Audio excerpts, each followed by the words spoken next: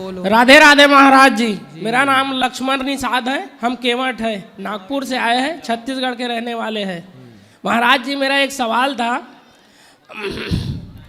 या रामचरितमानस में या 4 वेद 6 शास्त्र 18 पुराण में कहीं भी ये लिखा है क्या कि भगवान श्री राम जब वनवास गए तो केवट को मछली पकड़ने का वरदान दिया है क्या? ना, ऐसा तो मैंने कभी नहीं सुना। नहीं सुने तो हमारे छत्तीसगढ़ में जितने भी केवट है सब लोग यही जानते हैं कि भगवान श्री राम जब वनवास गए तो केवट को मेरा नाम लेना, जय श्री राम बोलना और एक बार जाल डालना तालाब में, दूसरी बार मत डालना, ऐसा बोले थे। हमें भी यही सिखाया गया है कि राम का नाम। तो राम बोल के आप जाल डालते हो तो मछली फंसती है? हाँ, आता है, लेकिन लालच में जाओ डबल डाल दिए तो फिर कम आता है, इसीलिए। तो किसी संत ने कहा होगा कि दिन में 1000 मछली मारते हो तो एक बार ही जाल, 100 बार जाल डालते हो तो एक बार ही जाल डाला करो, तो 100 हत्या नहीं लगेंगी, 2-4 ही लगेगी, पाप कम लगेगा। इस भाव से किसी ने बोला होगा, उसे आप लोगों ने नियमावली बना ली। राम ने ऐसा नहीं बोला। राम ने तो केवट को ये बोला है, केवट ने कहा प्रभु आपका चरणामृत दीजिए क्योंकि मैं अपने पितरों को पार लगाना चाहता हूँ। केवट ने तो राम को पार लगा के स्वयं भी अपना मन राम में लगा करके वो स्वयं भक्त हो गए बड़े। उन्होंने किसी जीव की हत्या नहीं की। हमें सब यही सिखाया गया है कि मछली पकड़ना, खाना और बेचना निषाद और केवट का काम है। हाँ, ये काम तो है, काम तो करते हैं केवट लोग, ये काम उनका है, लेकिन फिर भी कोशिश की जाए कि हम किसी जीव की हत्या क्यों करें। आपकी कथा सुन सुन के अपना हृदय ऐसा परिवर्तन हुआ कि भगवान की कृपा से पकड़ना भी छोड़ दिए, खाना भी छोड़ दिया और बेचना भी छोड़ दिए। फिर कैसे गुजारा होता है? मिस्त्री काम करते हैं, बिल्डिंग बनाते हैं। तो पहले मछली बेच के ज़्यादा कमाते थे क्या मिस्त्री से ज़्यादा कमा रहे हो? मछली में ज़्यादा कमाते थे। कितना? 2000, 2000, 5000 रोज का? हाँ। और अब? अभी वही 2-4 हजार हफ्ते का। और पहले हफ्ते का 2-4 हजार के रोज का? इतवार, बुधवार, शुक्रवार को 3-4 हजार रुपए हो जाते थे। मछली वाला? हाँ। 3 दिन, हफ्ते में 3 दिन? हाँ। तो मछली लोग रोज नहीं खाते क्या? नहीं, रोज नहीं खाते। अच्छा, तो केवल शुक्रवार को खाते हैं? इतवार, बुधवार और शुक्रवार। क्यों ऐसा? क्या पता, लोगों ने ऐसा नियम ही बना रखे इतवार, बुधवार, शुक्रवार को खाने का। रोज नहीं खाते? सोमवार को शंकर भगवान का दिन समझते, मंगल को हनुमान जी का, बुधवार को खाते हैं, गुरुवार, शुक्रवार को, शनिवार को नहीं खाते हैं। आप कब खाते थे? आप भी सोमवार? हम साल के 365 दिन खाते थे, कभी नहीं छोड़ते थे, क्योंकि हम ज्ञान नहीं था, आपकी कथा नहीं सुनते थे। हमको ये सब यही सिखाया गया था ना कि हमारा काम पकड़ना, खाना, बेचना है, तो वही करते थे। कितने तरह की मछली होती है पानी में? हमको तो पता नहीं, आप बताओ। कई प्रकार की मछली होती है, बहुत अनगिनत मछलियों के कई प्रकार हैं। हाँ। अच्छा, तो बाजार में सबसे ज़्यादा कौन सी मछली बिकती है? जो सस्ती रहती है वो जल्दी बिकती है और ज़्यादा बिकती है। तो कितने रुपए किलो मछली बिकती है? मछली देख देख के 50 रुपये किलो, 100 रुपये किलो, 200 रुपये किलो, 500 रुपये किलो, 1000 रुपये किलो वाली भी मछली रहती है। तो 1000 किलो वाली कैसी होती है? वो एक लाल कलर की रहती है, जब वो कांटा मारती तो तबीयत खराब हो जाता है, बुखार पकड़ लेता है। फिर भी लोग उसको खाते हैं? फिर भी लोग खाते हैं, विटामिन रहता है बोलते हैं।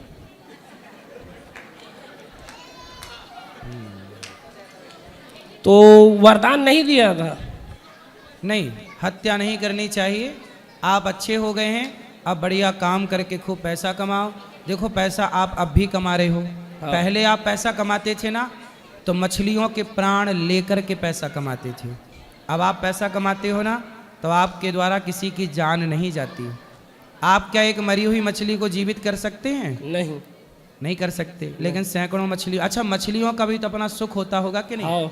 मछलियों का भी अपना परिवार होता है कि नहीं? सबका रहता है। रहता है ना।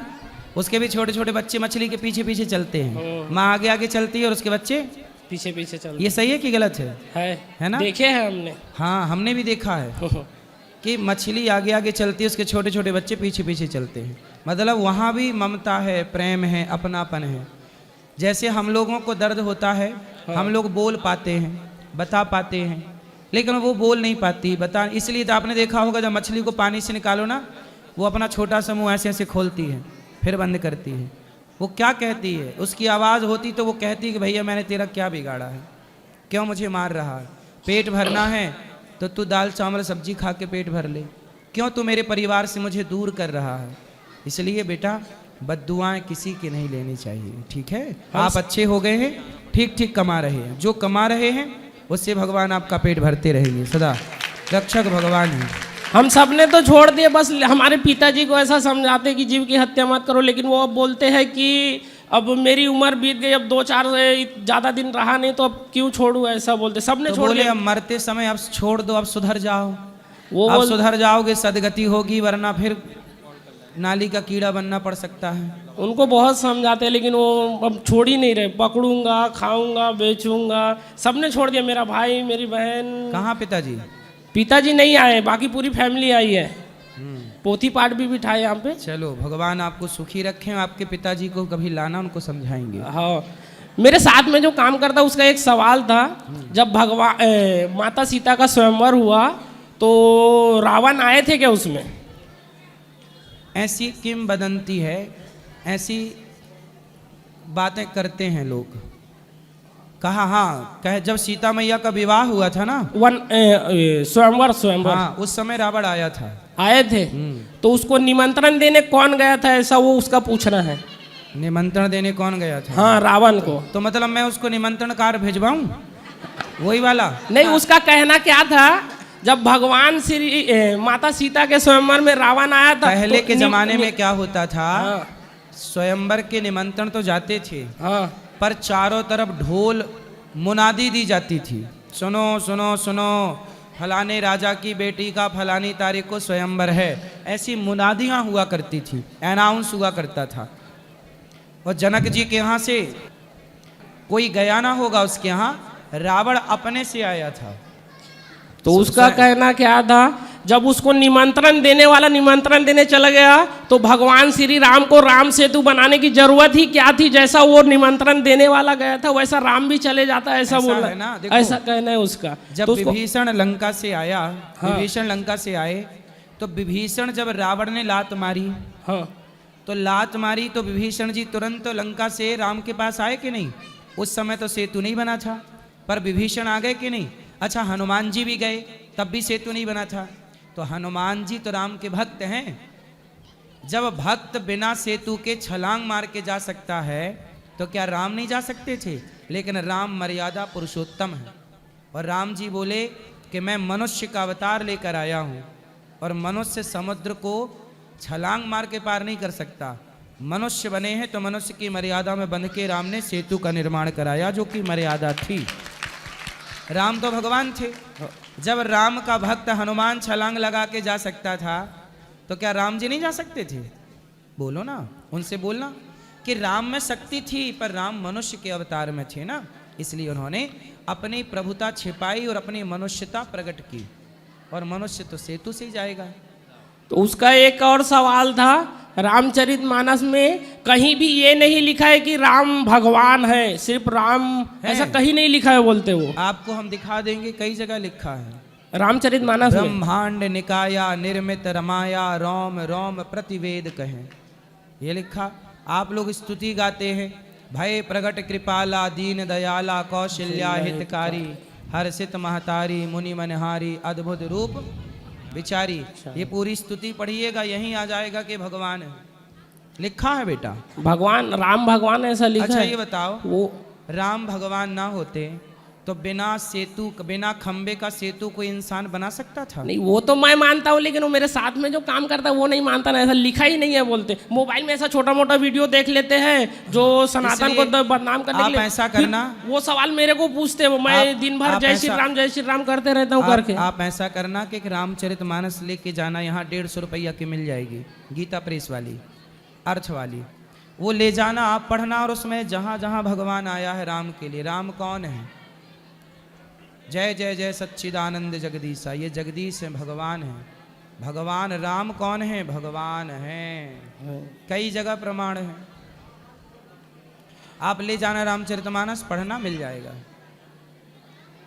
और मेरा और सवाल था कि आप जो कथा बताते हो और पंडित प्रदीप मिश्रा जी जो कथा बताते हैं उनमें बहुत फर्क है। मैं आपकी भी कथा सुनता हूँ, उनकी भी कथा सुनता हूँ। क्या अंतर है? जैसा भक्त प्रहलाद को आपने कहा कि होलिका लेके बैठी होली में और वो जल गई और प्रहलाद नहीं जला, तो पंडित प्रदीप मिश्रा जी क्या कहते हैं, कोई बुआ अपने भतीजे को नहीं जलाती बोलते, और उसके पास एक चादर थी बोले वरदान वाला, और वो खुद ना ओढ़ते हुए मेरा भतीजा जल जाएगा करके अपने भतीजा को बचाने के चक्कर में खुद जल गए, ऐसा बोलते पंडित प्रदीप मिश्रा जी। तो आप सही बोलते हैं कि वो सही बोलते हैं?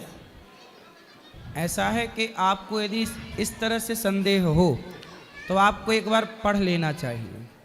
नहीं तो आपको प्रहलाद जी की सारी कथा पढ़ लो, कहीं भी मिल जाएगी कथा, उसमें आ जाएगा कि तब से हमारे यहाँ आज भी सैकड़ों साल पहले से होली का त्यौहार क्यों मनाया जाता है, तभी से मनाया जाता है। होली का जली प्रहलाद बचे, तब से होली मनाई जाती है। प्रहलाद जी की कथा पढ़ लेना, उसमें आ जाएगा ये सब कुछ। कल आपने कहा कि स्कूल की किताब बदल जाती, हमारी किताब कभी नहीं बदलती, तो आप भी तो वही पढ़ते और वो भी तो वही पढ़ते होंगे ना। अब देखो, अब पता नहीं कि क्यों मतभेद है, लेकिन मतभेद इस बात पे तो नहीं है।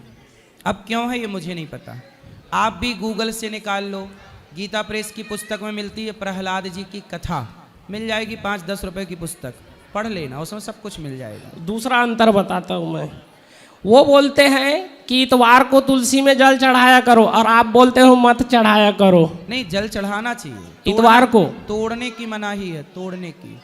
देखो सुनने का भेद है ना, हाँ। तोड़ने का मना है, ना कि जल चढ़ाने का। इतवार को जल चढ़ा सकते हैं, जल चढ़ा सकते हैं, उसी चक्कर में हमारे घर में एक बार झगड़ा हो गया था। तोड़ने की मनाही है। और पूरा कई बार क्या है ना, श्रोताओं के सुनने में भी कई बार भेद हो जाता है, सुनने में भी कई बार सामने वाला समझाना कुछ चाहता है, आपने समझ कुछ लिया, कई बार मतभेद हो जाता है। और तीसरा अंतर है, आप बोलते को सूर्य में जब जल चढ़ाते हैं तो पैर में छींटे नहीं आना चाहिए, वो बोलते हैं कि कुछ नहीं होता छींटे भी आए तो। देखो, जो हम भगवान को अर्पण कर रहे हैं, तो भगवान को अर्पण की हुई वस्तु तो प्रसाद हो गई ना, हो गई कि नहीं? और वो प्रसाद हमारे पाँव में आएंगे तो क्या सही है? नहीं। इसलिए सब चीज़ें ना ये भाव की दृष्टि से बोली जाती हैं, इन्हें भाव की दृष्टि से समझना चाहिए। और एक अंतर और है, आप बोलते हो कि भगवान श्रीमन नारायण आए पहले, फिर उनके उसमें से कमल निकला, फिर ब्रह्मा जी आए, फिर दोनों ने मिलके शंकर भगवान को बनाए। और वो बोलते हैं कि शंकर भगवान सबके पिता है, नारायण और ब्रह्मा जी उनके बेटे हैं, ऐसा बोलते हैं वो, और आप नारायण को पिता बताते हो। सुनो, वो बात भी सही है, ये बात भी सही है, इसे कहते हैं कल्प भेद। वो बताते हैं शिव पुराण, हाँ। शिव पुराण में शिव जी से सृष्टि का क्रम है, हाँ। हम बताते हैं भागवत महापुराण, तो भागवत महापुराण में भगवान नारायण से सृष्टि। अब ये क्या है, जैसे आपके घर में आपकी माँ है, हाँ। बहन है, हाँ। चाची है, हाँ। कभी आपके घर का काम आपकी माँ कर लेती है, हाँ। तो कभी काम वही वाला आपकी दादी ने कर लिया, हाँ। कभी वही काम आपकी बहन ने कर लिया। हाँ। काम तो वही है, पर कभी इन्होंने किया वही काम, कभी उन्होंने किया। उसी तरह सृष्टि को उत्पन्न करना, कभी भगवान नारायण सृष्टि को, ब्रह्मा विष्णु महेश 3 शक्तियां नारायण से प्रकट होती हैं, तो कभी भगवान नारायण कहते शंकर जी आप कर लो। गणेश पुराण पढ़ोगे तो गणेश जी से मिलेगा, देवी भागवत पढ़ोगे देवी भागवत से मिलेगा। तो काम वही है, सृष्टि उत्पन्न करना, पालन करना, संहार। तो कभी भगवान ने शिव जी को आदेश किया कि आप कर लो, कभी दुर्गा जी को कहा आप कर लो। इसलिए हमारे यहाँ पंचदेव उपासना है। सनातनी को ये 5 बात समझनी चाहिए, भगवान नारायण, भगवान शिव, भगवान माता दुर्गा, भगवान सूर्य और गणेश जी, ये 5 की उपासना सनातन में होती है। और ये 5 जैसे उंगलियां 5 हैं पर मूल में हाथ एक है, उसी तरह हरि हरि और न भेदा, हरि मतलब नारायण में और शिव में कोई भेद ही नहीं है, अलग अलग कल्प में। ऐसा है, आप बताओ, रामचरितमानस में ना 4 रावणों की कथा है। राम ने किसको मारा? रावण को, श्रीलंका के रावण को, रावण को मारा। अब रावण कौन था? एक बार प्रताप भानु रावण बना, एक बार जय और विजय रावण बने, एक बार भगवान के शिव के गण पार्षद गण रावण बने, एक बार जलंधर रावण बना। ये 4 रावणों की कथा तो भागवत जी में है। अब ये बताइए कि इन 4 रावणों को राम जी ने किसी कल्प में, कल्प जानते हो क्या कहते हैं? एक ब्रह्मा जी के एक दिन को एक कल्प कहते हैं। एक दिन मतलब ब्रह्मा जी का एक दिन इतना बड़ा होता है कि ब्रह्मा जी के एक दिन में 1000 बार चतुर्युग बीत जाते हैं। एक दिन में 14 मनवंतर होते हैं, 73 चतुर्युग का एक मनवंतर। अभी वैवस्वत मनवंतर चल रहा है, वैवस्वत मनवंतर का 28वां कलयुग चल रहा है। इस कलयुग में भगवान श्री कल्कि भगवान का अवतार होगा। हर बार त्रेता युग आता है, जैसे ये कलयुग चल रहा है, अब कलयुग के बाद क्या आएगा? फिर सतयुग, फिर त्रेता, फिर द्वापर, जैसे संडे मंडे, फिर संडे मंडे, फिर संडे, ऐसे ही आता है। हर हफ्ते बदल जाता है कि नहीं? पर संडे तो वही है, रविवार सोमवार मंग वही है। उसी तरह कलयुग के बाद फिर सतयुग आएगा, फिर त्रेता, फिर द्वापर, फिर कलयुग, फिर सतयुग, फिर त्रेता, द्वापर, ऐसे ही क्रम चलता है। तो धर्म संस्थापनार्थाय संभवामि युगे युगे, किसी किसी युग में भगवान अवतार लेते हैं। तो किसी युग का सृष्टि का क्रम नारायण करते हैं, तो किसी कल्प का सृष्टि क्रम शिव करते हैं, तो कभी गणेश। वही अनेक अनेक पुराणों में अनेक अनेक कल्पों की कथा लिखी गई है। ये भेद केवल इसलिए हो जाता है क्योंकि हम लोग समझते नहीं हैं, पढ़ते नहीं हैं, अध्ययन नहीं करते। एक सवाल और था, सोने की लंका कुबेर की थी या शंकर भगवान की थी? भगवान शिव ने बनाई। ये भी कहीं मिलता है। अब जैसे मैंने बताया ना कि मैंने 2 कथा सुनी थी इसके बारे में। सुनो ना, 4 रावणों की तो बात मैंने बताई। तो जब 4 रावण थे तो 4 बार लंका हुई होगी। तो कभी शिव के द्वारा प्रकट की हुई, कभी कुबेर वाली लंका, इसलिए दोनों लंकाओं का वर्णन मिलता है। मैंने 2 लंका सुना था, एक कुबेर को हरा के रावण ने कब्जा किया, और माता पार्वती ने बनवाया था शिव जी को। तो शंकर भगवान पार्वती के वास्तु में ब्राह्मण बन के आए थे, तो महल पसंद आ गया, तो दक्षिणा में महल मांग लिया, ऐसा सुना था। सही है, सही है, दोनों सही है क्या? और मैं क्या बोल रहा था महाराज जी, वो लोगों को मैंने तो छोड़ दिया जीव हत्या करना। लोगों को जब बोलता हूँ कि मत करो जीव हत्या, तो वो बोलते हैं कि भगवान राम ने भी तो जीव हत्या किया था, तो हम करेंगे तो क्या फर्क पड़ गया? ऐसा बोले भगवान राम ने तो बिना खंबे का सेतु बनाया था, बोले तुम भी बनवा लो। नहीं, वो राम जी ने 14 साल का वनवास काटा था, तुम भी काट लो। राम ने सबरी को गले लगाया, राम ने निषाद राज को गले लगाया, बोले तुम कितना गले लगा रहे हो लोगों को। नहीं, वो हिरन को मारे ना, इसीलिए उन लोग जीव हत्या के बारे में मानते नहीं। डॉक्टर चूहे को मारते हैं कि नहीं? एक्सपेरिमेंट के टाइम डॉक्टर, जब कोई डॉक्टर बनता है तो अपनी विद्या का एक्सपेरिमेंट कहाँ करता है? जानवरों पर, चूहे पर, बंदर पर। उसी तरह पहले राजाओं को शेर को मारना जरूरी था। शेर को मार के लाते थे, तब समाज का विश्वास जीतते थे। लोग कहते वाह हमारे राजा ने शेर को मार दिया, मतलब बलवान है। ये उस जमाने की शिक्षा का एक हिस्सा था। हिरन को मार दिया मतलब हमारा राजा निशानेबाज है। जैसे डॉक्टर, क्या बिना चूहे को मारे कोई डॉक्टर बन सकता है? तो राम जी राजा हैं, और राजा के लिए कुछ कुछ चीज़ों की छूट होती है। जैसे प्रधानमंत्री हैं, यहाँ प्रधानमंत्री आएंगे तो प्रधानमंत्री की व्यवस्था अलग होगी, और सरपंच आएगा तो सरपंच की व्यवस्था, सबकी व्यवस्था क्या प्रधानमंत्री जैसी हो सकती है? नहीं। ऐसे ही राम राजा हैं, और राजा की व्यवस्था अलग होगी, प्रजा की व्यवस्था अलग होगी। राजा को उस दृष्टिकोण से, शिक्षा की दृष्टिकोण से शिकार करना उनका धर्म था। वही क्या बोल रहा था महाराज जी। और हमारे साथ जो काम करते ना, बहुत से लोग ने यीशु प्रभु में धर्म परिवर्तन कर लिया। उसको कैसे समझाऊं? बहुत समझाता हूँ, नहीं समझते वो लोग।